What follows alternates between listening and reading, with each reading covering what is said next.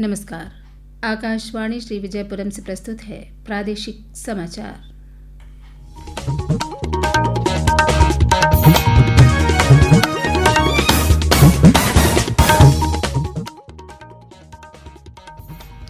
मुख्य समाचार। केंद्र ने बाढ़ और भूस्खलन से जूझ रहे राज्यों के लिए 13,306 करोड़ की राहत राशि जारी की। जीएसटी रिटर्न दाखिल करने की समय सीमा बढ़ाकर 25 अक्टूबर की गई। व्यापारियों को मिलेगी बड़ी राहत। जीएसटी सुधार ने बढ़ाई सोने चांदी की बिक्री। त्योहारों के दौरान व्यापार 1 लाख करोड़ रुपए होने का अनुमान। और अयोध्या दीपोत्सव में 56 घाटों पर दीप जलाकर नई विश्व रिकॉर्ड की ओर बढ़ेगा भारत। दिल्ली में भी पहली बार अयोध्या की तर्ज पर दीपोत्सव।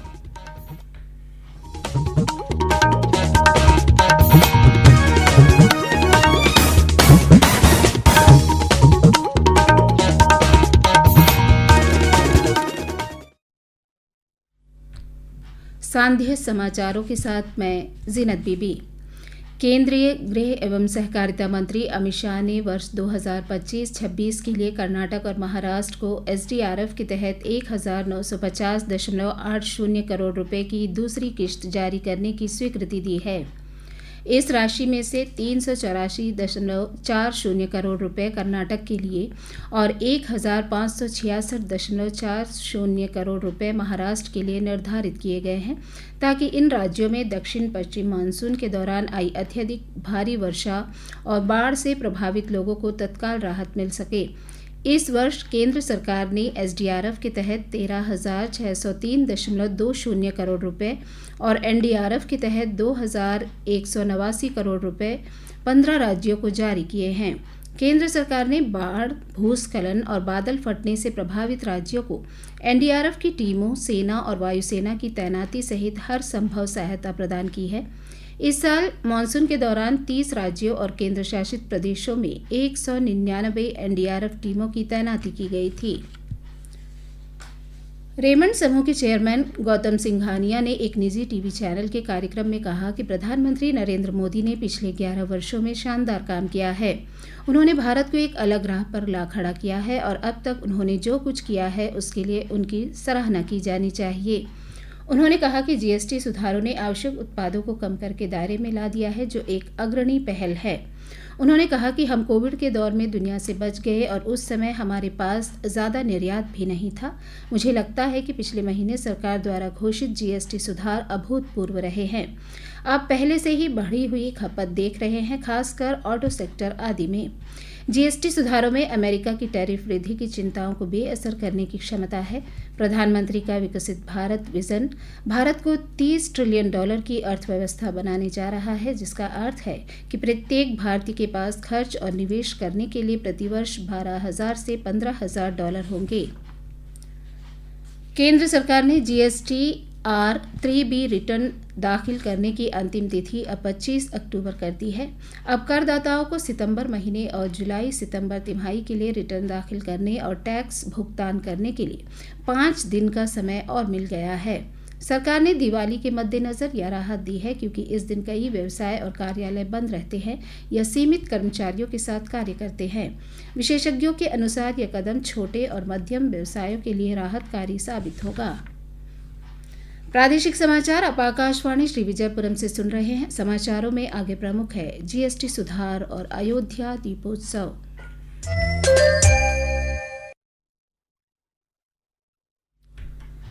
आकाशवाणी श्री विजयपुरम से प्रसारित होने वाला यह प्रादेशिक समाचार बुलेटिन आप मीडियम वेव के साथ साथ FM 100.9 मेगाहर्ट्ज पर भी सुन रहे हैं। यह समाचार मोबाइल फोन और वाहनों के FM रेडियो पर भी उपलब्ध है।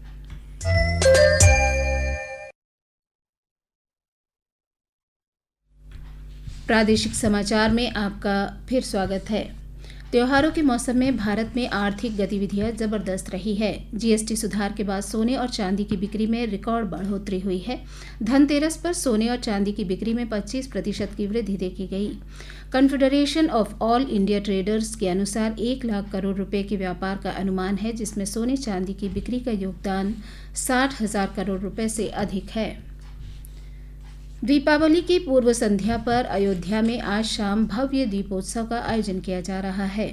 राज्य सरकार राम की पैड़ी सहित 56 घाटों पर 26 लाख से अधिक दिए जलाकर गिनीज वर्ल्ड रिकॉर्ड में नाम दर्ज कराने का प्रयास कर रही है।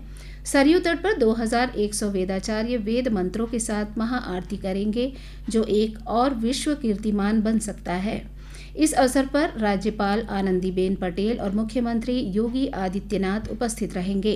वहीं दिल्ली में भी पहली बार अयोध्या की तर्ज पर भव्य दीपोत्सव मनाया गया। मुख्यमंत्री रेखा गुप्ता ने कर्तव्य पथ पर इस उत्सव का उद्घाटन किया। मुख्यमंत्री श्रीमती गुप्ता ने कहा कि यह दीपोत्सव दीपों का नहीं बल्कि नई जागृति का उत्सव है।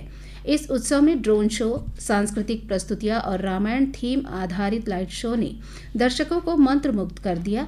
हजारों ड्रोन की मदद से रामायण की दिव्य कथा का दृश्य रूप में पुनः सृजन किया गया। अंडमान निकोबार प्रशासन द्वारा आयोजित प्रशासनिक सुधार और सूचना का अधिकार विषय पर 5 दिवसीय प्रशिक्षण कार्यक्रम संपन्न हो गया।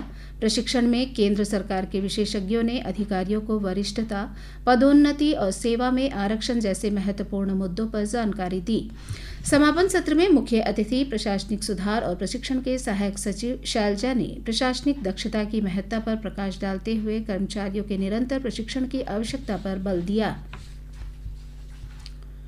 अंडमान और निकोबार के सरकारी स्कूलों में शिक्षा की गुणवत्ता सुधारने के लिए विद्यांजलि योजना के अंतर्गत योगदान देने वाले स्वयंसेवकों के सम्मान में कार्यक्रम का आयोजन किया गया।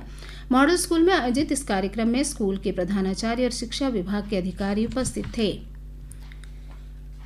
लिटिल अंडमान में राष्ट्रीय ग्राम स्वराज अभियान के तहत ग्रामीण पंचायतों का स्वास्थ्य और मानसिक स्वास्थ्य में योगदान विषय पर प्रशिक्षण कार्यक्रम आयोजित किया गया। इस अवसर पर पंचायत के कर्मचारियों, आंगनबाड़ी कार्यकर्ताओं और स्वास्थ्य समितियों ने भाग लिया। खंड विकास अधिकारी बेल्थजर ने कार्यक्रम का शुभारंभ कर ग्राम पंचायतों की भूमिका पर विस्तार से चर्चा की। राजकीय वरिष्ठ माध्यमिक विद्यालय रामकृष्णपुर में नव्य धारा 2.0 विज्ञान, गणित, कला और शिल्प प्रदर्शनी आयोजित की गई। प्रदर्शनी का उद्घाटन क्षेत्रीय अधिकारी प्रभाष राय ने किया। इस प्रदर्शनी में छात्रों ने वैज्ञानिक और कलात्मक कौशल का प्रदर्शन किया। इस कार्यक्रम में विशेष आकर्षण 14 विशेष देखभाल वाले छात्रों और 13 ओंगी जनजाति के छात्रों की प्रदर्शनी रही। इसमें 120 से अधिक छात्रों ने भाग लिया। 10वें आयुर्वेद दिवस के अवसर पर आयुष विभाग और राज्य आयुष सोसाइटी द्वारा एक जागरूकता रैली का आयोजन किया गया। यह रैली पोटमोट के विवेकानंद जिला परिषद विद्यालय से शुरू होकर आनंद मार्ग स्कूल तक निकाली गई। इस रैली में 110 से अधिक छात्रों और शिक्षकों ने भाग लिया। आयुर्वेद के महत्व को बताने वाले नारे भी लगाए गए। इस कार्यक्रम में आयुष अस्पताल के चिकित्सकों ने आयुर्वेद के महत्व के बारे में जानकारी दी। डिगलीपुर में कृषि प्रौद्योगिकी प्रबंधन एजेंसी के तहत ब्लॉक किसानों की सलाहकार समिति की बैठक आयोजित की गई। समिति के अध्यक्ष अनिमेश हल्दर ने आत्मा के तहत चलाए जा रहे प्रशिक्षण कार्यक्रमों और प्रदर्शनों की सराहना की। कार्यक्रम में विभागीय योजनाओं और उपलब्ध सब्सिडी के बारे में विस्तार से बताया गया। उन्होंने सभी किसानों से इन योजनाओं का लाभ उठाने की अपील की। इसके अलावा पशुपालन और मछली पालन विभाग की योजनाओं के बारे में भी जानकारी दी गई। डिगलीपुर में 8वें पोषण माह के समापन अवसर पर महिला सशक्तिकरण के अंतर्गत राष्ट्रीय ग्रामीण आजीविका मिशन के तहत महिलाओं का सम्मान किया गया। डिगलीपुर के प्रधान दीपांकर मिस्त्री और अन्य सम्मानित अतिथियों ने पोषण, महिला सशक्तिकरण और आजीविका विकास पर जोर दिया। कार्यक्रम में महिला समूह, बैंक सखियों और अन्य को उत्कृष्ट कार्यों के लिए सम्मानित किया गया। पोषण माह के दौरान आयोजित रंगोली और व्यंजन प्रतियोगिताओं के विजेताओं को भी पुरस्कार मिले। अंत में मुख्य समाचार एक बार फिर। केंद्र ने बाढ़ और भूस्खलन से जूझ रहे राज्यों के लिए 13,306 करोड़ की राहत राशि जारी की।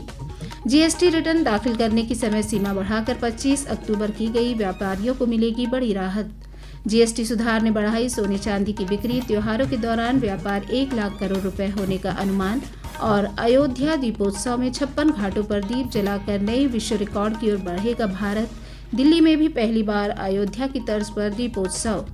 इसके साथ ही प्रादेशिक समाचार का ये बुलेटिन समाप्त हुआ। नमस्कार।